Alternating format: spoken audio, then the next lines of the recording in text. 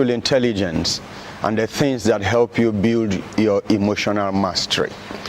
If you have not subscribed to my channel, please touch that red button now. Subscribe today so that you don't lose out from our amazing videos each time we upload one. Today, our focus will be on the power of conversational prayer. The power of conversational prayer. You will recall that in the last video, we talked about conversational prayer from an angle of 5 perspectives of things, elements that will help build the conversation to help you have a very productive life. Prayer is simply engaging in a conversation with God. It's a conversation between a father and a child, and a friend and a friend. The context and the content of the conversation is what determines the flow of the conversation, since there are so many things to talk about. This understanding of prayer as a conversation changes your perspective immediately about prayer and helps it to be productive each time you deploy prayer as a tool in your life. In prayer, we are simply talking with God or talking to God. And this talk is not restricted to time element. I grew up in a context where the amount of time you have prayed or you pray every day matter a lot. Now, come to think of it this way. When you are in love with a lover, with a friend, do you prescribe time? Do you allot time? Do you stay with a time allotment each time you are to stay or meet with that friend? If you have always budgeted time that must be spent and that time must not run over that time, I guarantee you, your relationship with that friend will definitely have a problem. The fact is this: prayer is not about the length of time or the schedule of assignment or allotment. It is a relationship that is meant to be enjoyed. It is a relationship, a fellowship that is meant to be enjoyed. Prayer is an interaction with God based on the love relationship we have with Him as Father and child.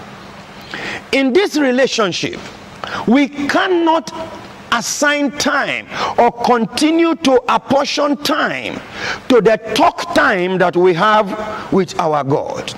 So, sometimes the talk will be brief. Sometimes it will be detailed. Sometimes it will be short. Sometimes it will be lengthy. And in fact, I like this. Sometimes it is formal and sometimes it is informal. Every relationship flows that way. If we understand our dealing with God from these perspectives, it will help to fuel our prayer life and help our prayer lives to be very productive each time we come into the context of prayer and praying. Moses understood this very well. There were times Moses' talk with God was very brief. There were times it was lengthy.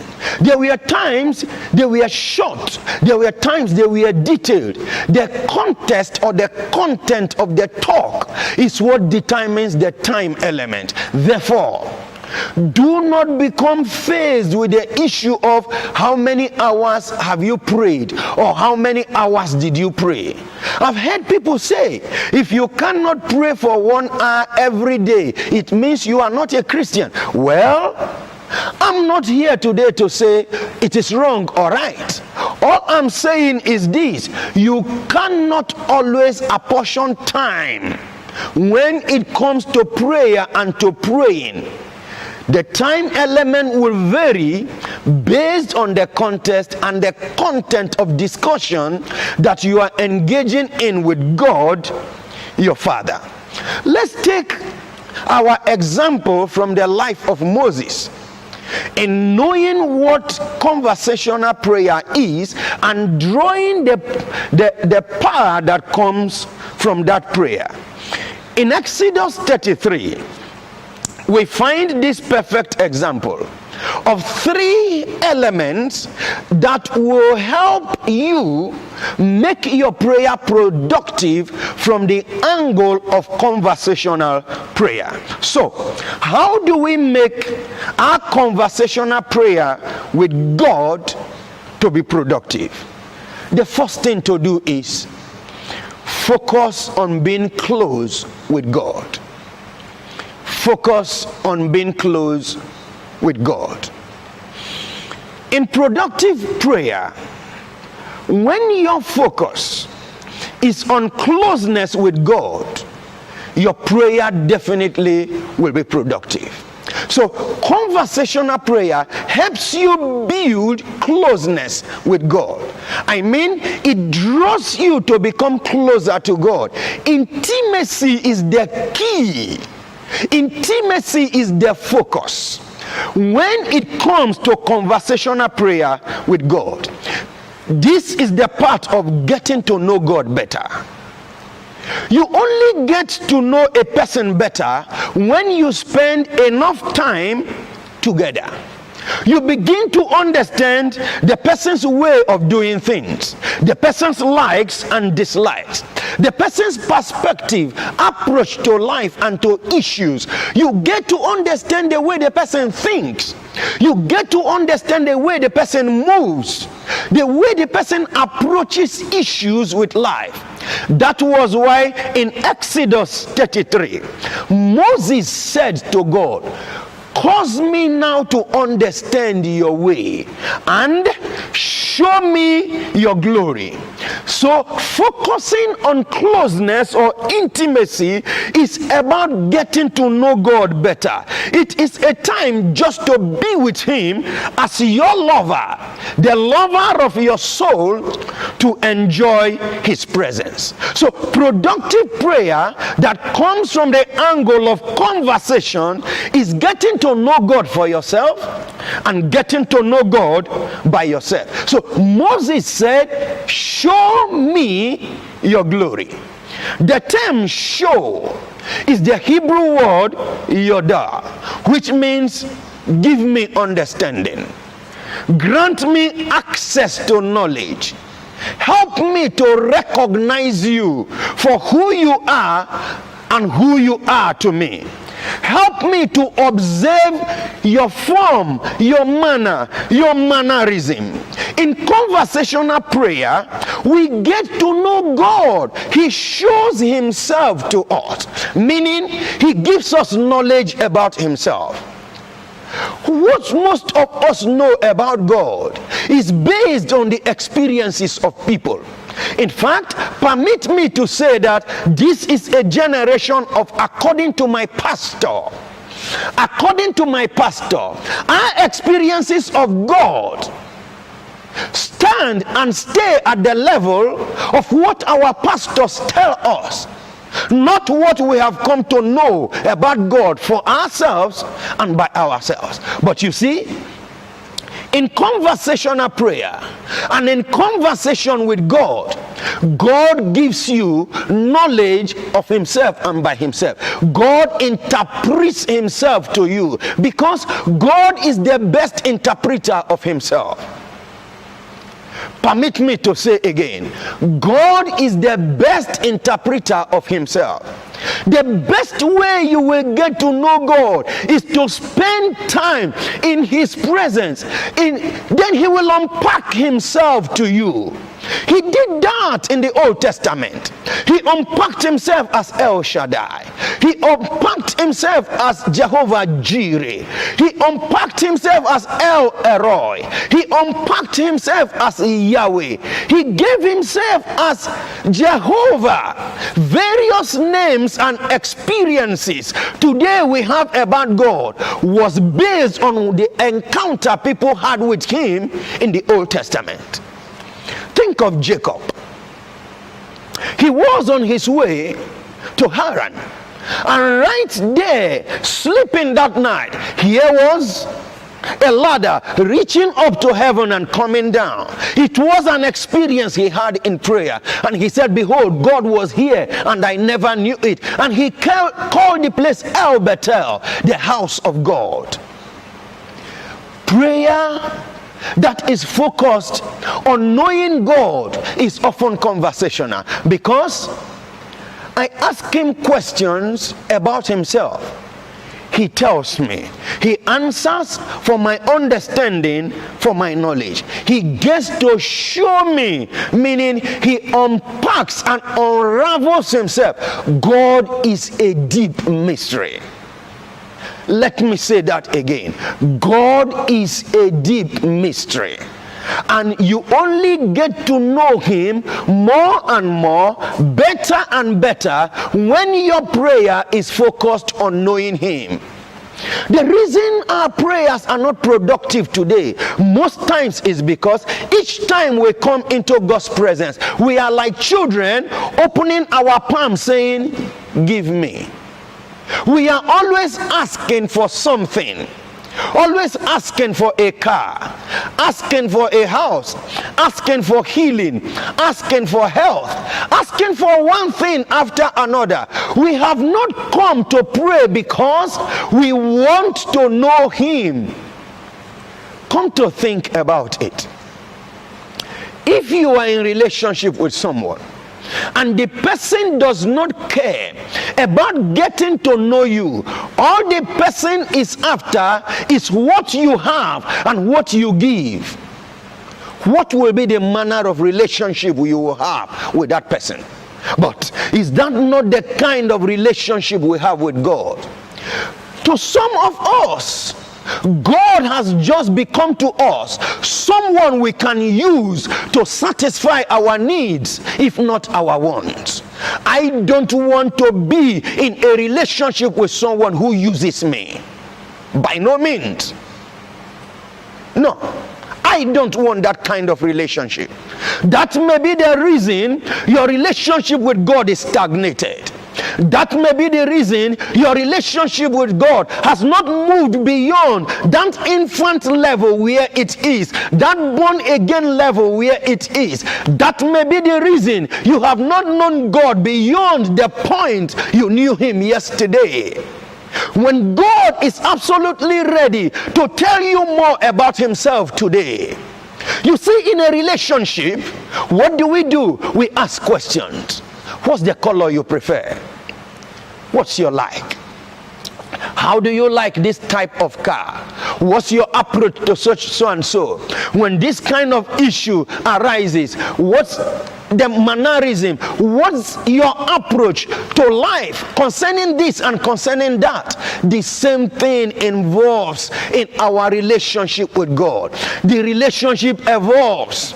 You know, sometimes we are babes, sometimes we move up because the relationship has to grow. The relationship can only grow when your prayer focuses on who is God to me. Who is God to us? What is the nature of God when it comes to this and comes to that?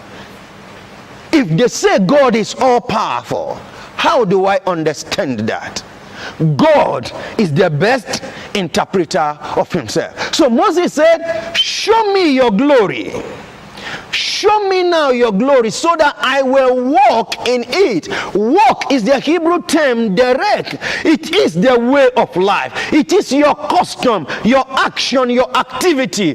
God has a custom, the way he does his things, the way he wants it to be done. God has certain way he performs his activity. He wants you to know it. The reason people keep running to and fro today is because they don't know God. Have you read the story of the famous Sister Margaret, who bamboozled several of you in Nigeria last year, that she went to heaven and hell at the same time? She's just made a confession now that she never went anywhere. And some of you are saying, really? Really? But most people bought the story hook, line, and sinker because they never knew God.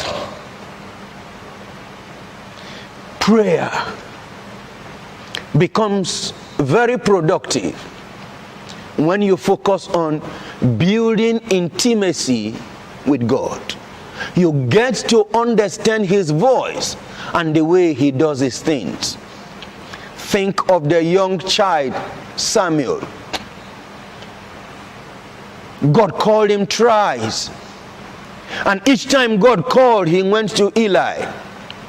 And at the third time, Eli understood that God was the one calling him, because Eli had come to understand by relationship and intimacy that could have only been the voice of God. And Eli said to Samuel, if he calls you again, say, speak, Lord, for your servant is hearing. That would have only become possible because Eli knew the way God speaks. Eli knew the language and the voice of God.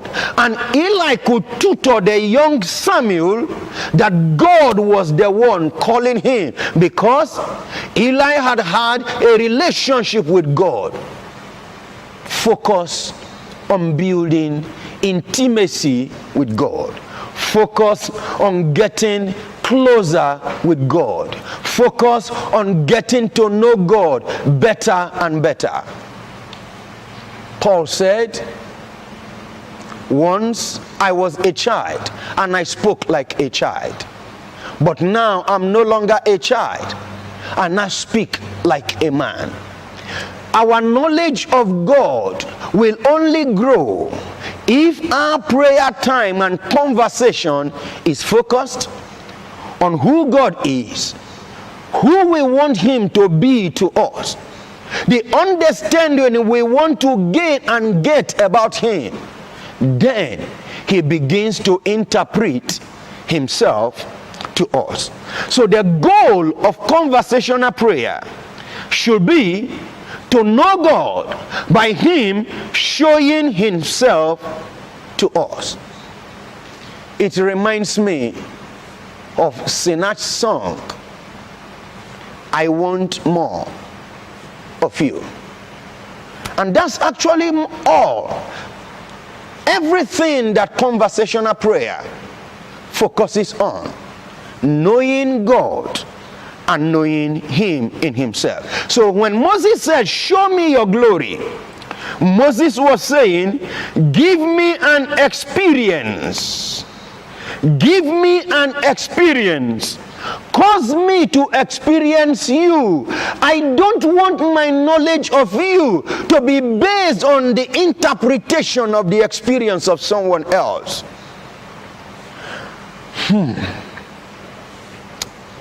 Watch the things you talk about when you pray.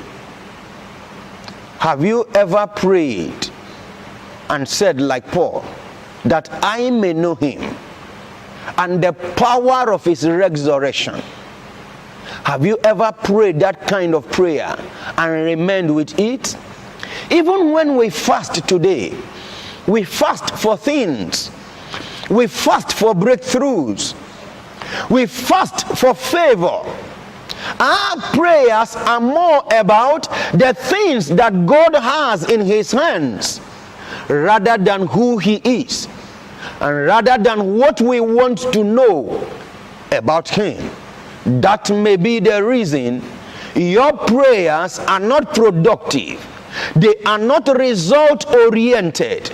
They are not effective and practical enough that you don't feel the hand of God in every area of your life. Your prayer has focused on the things in His hands rather than who He wants to be to you as your Father, your lover, the shepherd of your soul, and your friend at the same time. So, for your prayer to be productive, let your conversation with God focus on building closeness and intimacy with God. Intimacy is that closeness where you get to know the person for real. In fact, you get to know the person and read the person like the palm of your hand.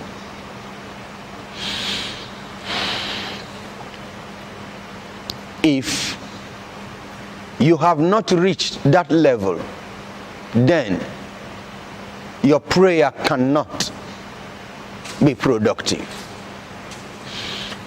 Another element that can help to make your prayer productive and draw from the power of conversational prayer is that in conversational prayer, focus on developing your companionship with God. Focus on developing your companionship with God. A companion is someone who accompanies another person. A companion is someone who keeps company with a person, protects the interest and welfare of the other person. In fact, a companion is someone who is in fellowship with someone else, who enjoys the presence of someone else. And Moses understood that. In Moses' conversation with God, Moses got to the point where God said, my presence will go before you and I will give you rest.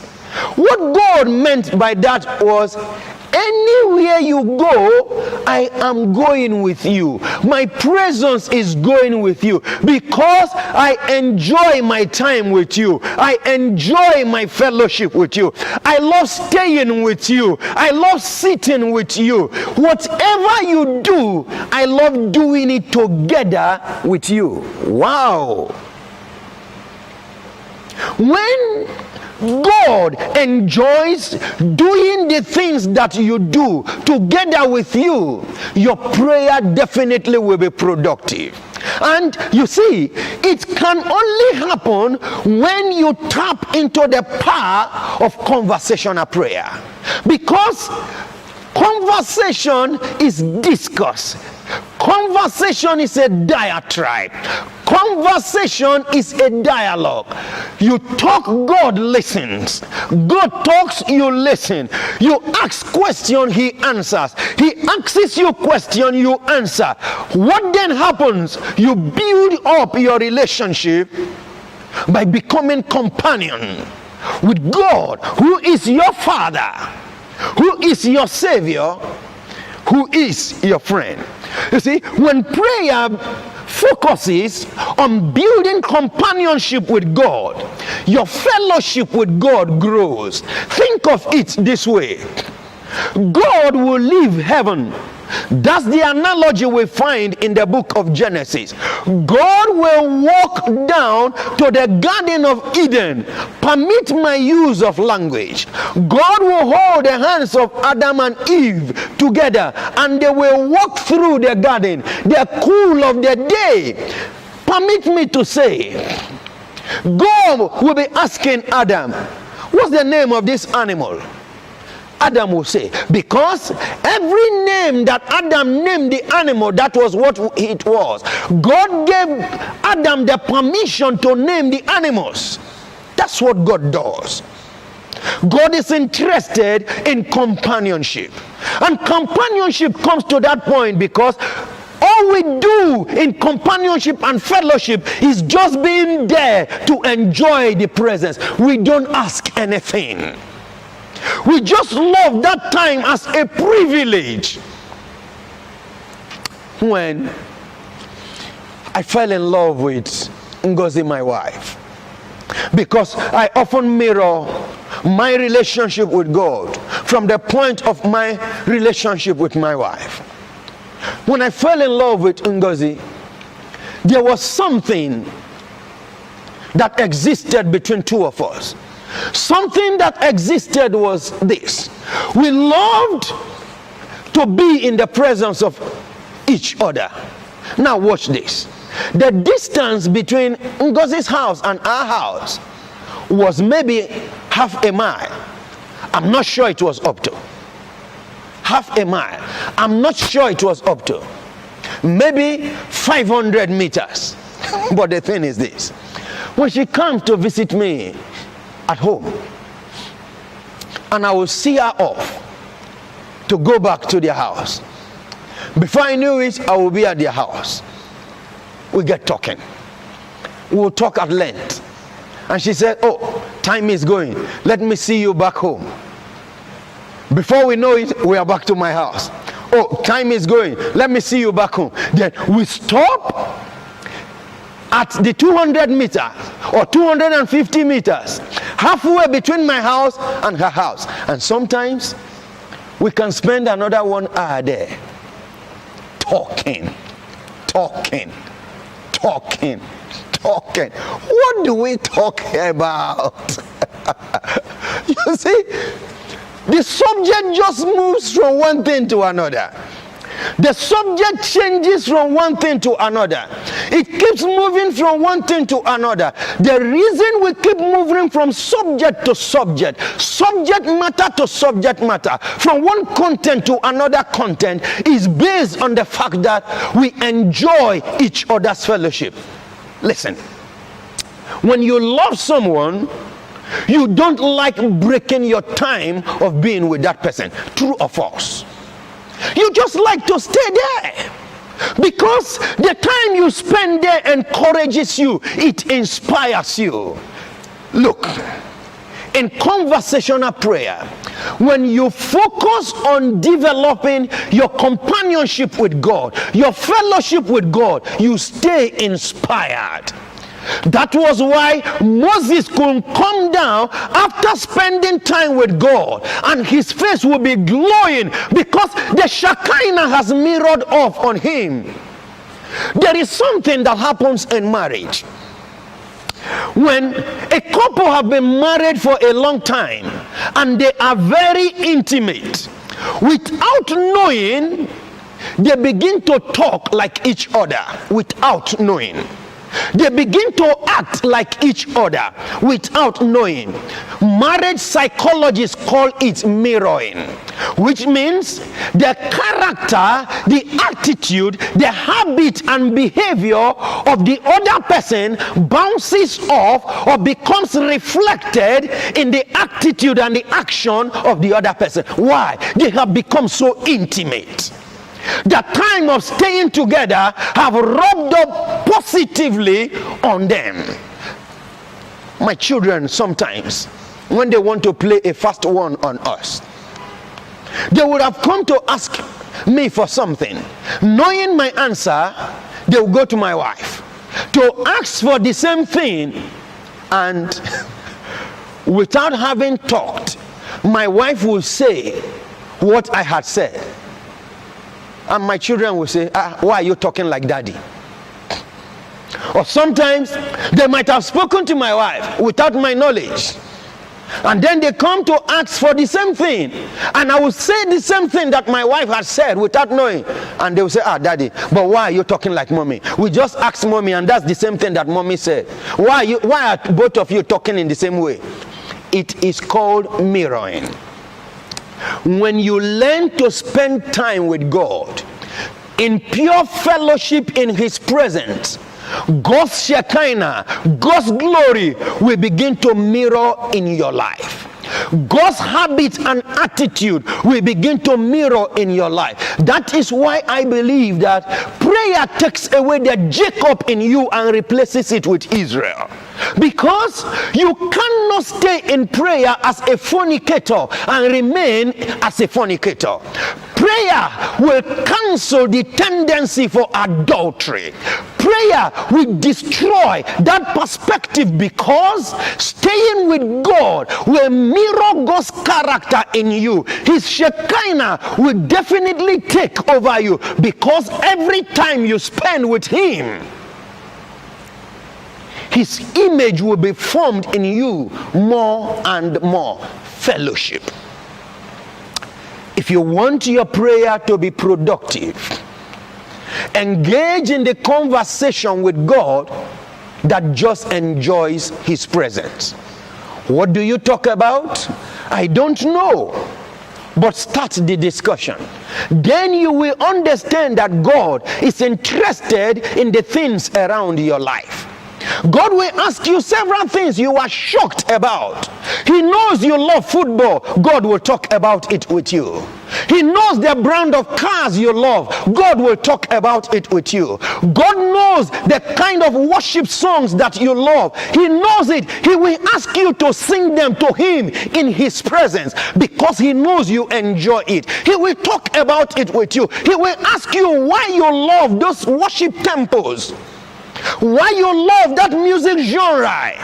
God will talk about it with you because it's just a time of fellowship. It's a time of koinonia where I get to enjoy you for who you are and the way you are. It's one reason families budget special time for vacation. Because in vacation, you get to know each other better. That's why we go for prayer retreats. We don't go for prayer retreats because we are going there to pray for breakthrough. We declare and go on a prayer retreat because we just want to enjoy a time of fellowship in his presence. Not asking for a car, not asking for a job, not asking for healing, not asking for health, not asking for a marriage partner, not asking for anything, just to be with God. Can you do it? Do you do it? Have you ever done it? When God sees you, what comes to God's mind? Is it not, what has he come to ask for again? Because your name is Mr. Axe. You have become Mrs. Axe. Because each time you come, you always come with a catalog of requests. You don't start and finish any prayer time without always asking for something. If you can just stay there, sit there, sing to him, worship him, enjoy his presence, talk with him, share in his goodness and mercy, call him by his praise names, discuss the things that are important to him, your prayer life will become more productive, more result oriented than it has ever been. I guarantee you that it will always be, because I have seen that. I experienced that. That is the lifestyle that I have adopted since 1988, and it has paid off big time. So, whether it is a special time or an informal time, being in fellowship with him must be your priority for just staying in his presence. A third element that will make your prayer time productive, from that angle of tapping into the power of conversational prayer, let your prayer focus on developing your commitment to God. Focus on developing your commitment to God. In every relationship, once in a while, the issue of commitment comes up. And in Moses' experience with God, in Exodus 33, the issue of commitment came up.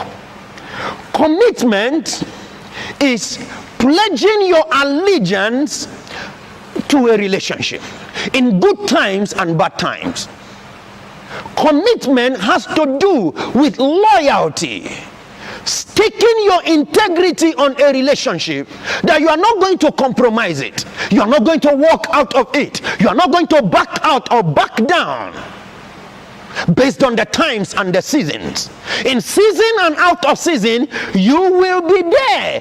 That is commitment. Commitment means that I will do the things that you love. I will do the things that you like. I will use my time to serve you. I am not expecting anything in return, but I have pledged my allegiance, I have pledged my loyalty, I have pledged my life to you and to this relationship. Moses, in his conversation with God, introduced this element of commitment, and then God took it up from there. And God said, my goodness will go before you. Beloved, some of the things that we worry about will be answered in the place of commitment. Some of the things that we are bothered about, our children, our spouse, our marriage, our job, our businesses, they will be answered through commitment. Matthew 6:33, seek ye first the kingdom of God and his righteousness, and every other thing shall be added unto you. The disciples of Jesus asked Jesus, and they said to Jesus, we have left everything and followed you. What then will be our court? Permit my use of language. And Jesus said, no man who has abandoned family, left anything to follow me, that in this world will not receive abundance, and in the world to come eternal life. Commitment. You see, when your prayer is focused on commitment, God shows you that he's the one who is greatly committed in that relationship, because you cannot beat God to it. God is the best business partner you can ever do business with. And because he's committed to you, God will show it in favor. Because he's committed to you, God will show it in breakthrough. Because he's committed to you, God will show it in protection, in provision, in preservation. God will demonstrate his glory, his greatness, his power, because that's the way he shows himself committed in this relationship. Therefore, why bother yourself about the things that God has pledged to do and to give? Your commitment is what will release those elements naturally, because God is too faithful. He cannot abandon his own to nothingness. God is the best business partner you can ever do business with. Try him. I guarantee you, he will always fulfill his word. So God said, my goodness will go before you. You know, as a pastor, I am concerned about the life that my children live now and they will live later. And God introduced a discussion sometime in the past. My children know that I had said to them, when they get to the time of getting into any solid, definite relationship that they feel may lead to marriage, I have appealed to them to please tell me. The reason is obvious. In my discussion with God, in my conversation with God, God spoke to me without me introducing the subject. God spoke definitely about each of them concerning their marriage and their future. So in our house, I've told them I have an idea of who their spouses will be like, because he told me. He trusted me with the information. I wasn't the one who talked about it. I wasn't the one who came with that idea in the place of prayer. God introduced it. And then I followed up in the discussion, and I asked him to please show me, let me have an idea of who these ones will be, so that I can guide my children. And he did. Because he is committed to my life. committed to my peace, committed to my welfare. You see, when you focus on your commitment to him, he will show you that he has always been committed to you. Therefore, talk about how committed you are to his job and how you want to be committed to his job. You want to be committed more to ministry. You want to be committed more to your house church. You want to be committed more as a cell leader, as a prayer band member, as a chorister, or whatever you feel you do in church or any part of ministry in the kingdom. Make commitment your goal. Then you will see the demonstration of his commitment in the line of the things that trouble you. September last year, I was in a conference in Orlando, Florida, and God and I got talking in our usual conversation. And God said to me, Chika, every invite you have remaining for the year, I want you to cancel them. And I said, what? Cancel the invites? These invites have been accepted over a year ago. And you are aware, I took permission from you before I accepted. Why are you asking me now to cancel these invites?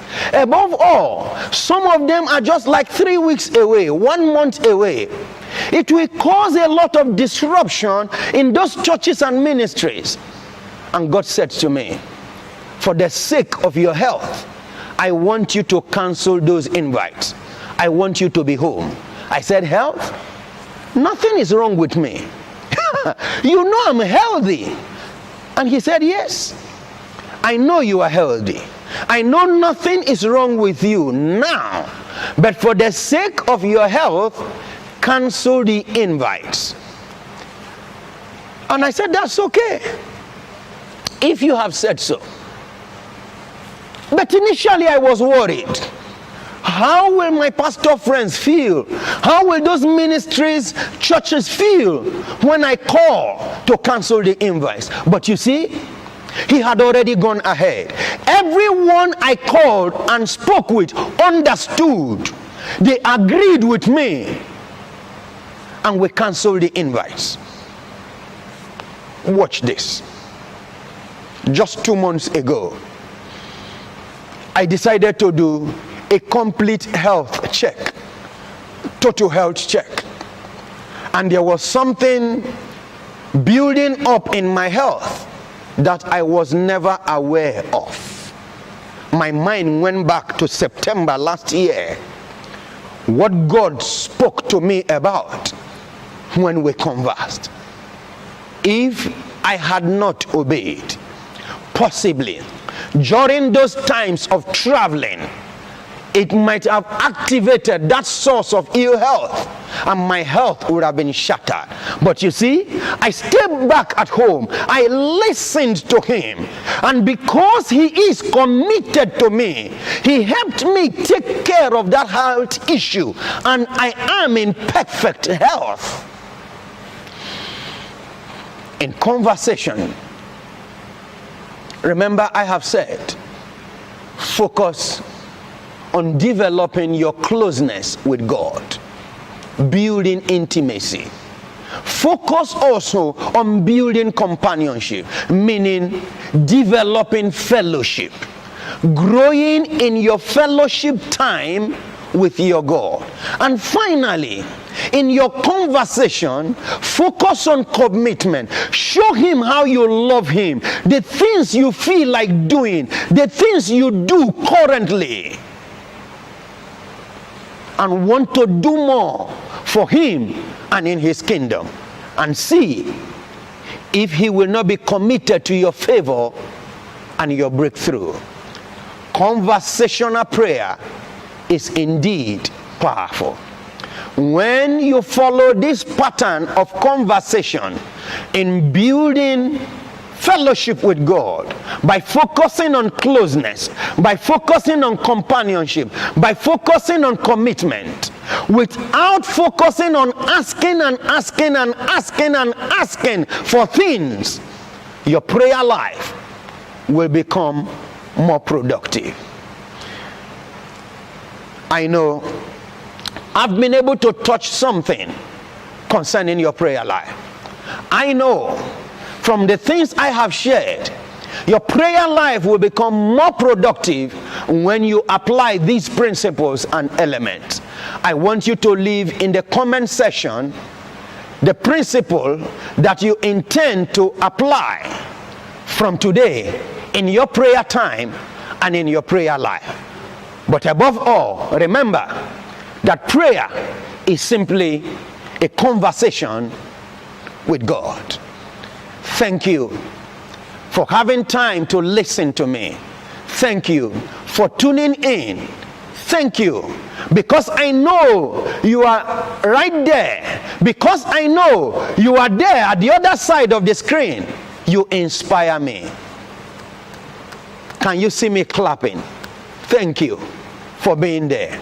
I appreciate you. Till I come your way again, keep praying. Keep talking with God. Keep conversing with Him. Don't break the flow. Allow it to flow. And remember, Jesus loves you. God bless you.